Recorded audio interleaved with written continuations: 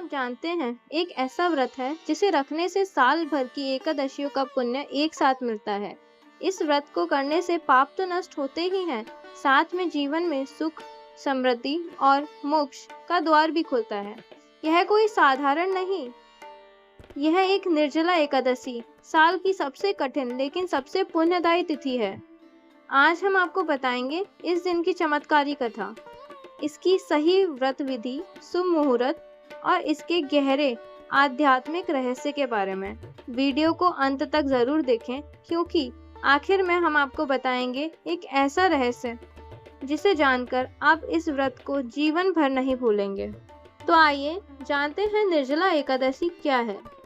निर्जला एकादशी का अर्थ है बिना जल के एकादशी। यह ज्येष्ठ माह की शुक्ल पक्ष की एकादशी को आती है, जब गर्मी चरम पर होती है। शास्त्रों के अनुसार जिस दिन बिना अन्न और जल का उपवास करने से व्यक्ति को पूरे वर्ष की 24 एकादशियों का पुण्य प्राप्त होता है।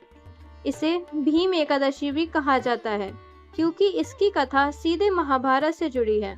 तो आइए जानते हैं व्रत की कथा भीम और व्यास मुनि के बारे में। पांडवों में भीम को भोजन प्रिय था। वे बाकी भाइयों की तरह एकादशी उपवास नहीं कर पाते थे।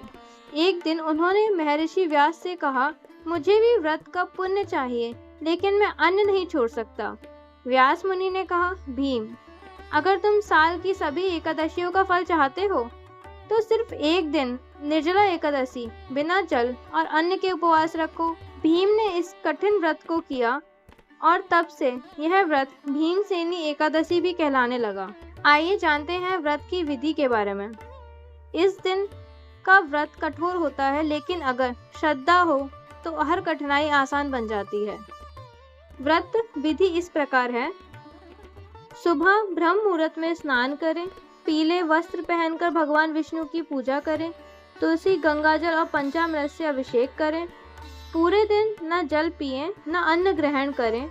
विष्णु सहस्त्र नाम, गीठा पाठ या नाम स्मरण करें। रात्रि में जागरण करें। अगले दिन द्वादशी को उचित समय पर पारण करें।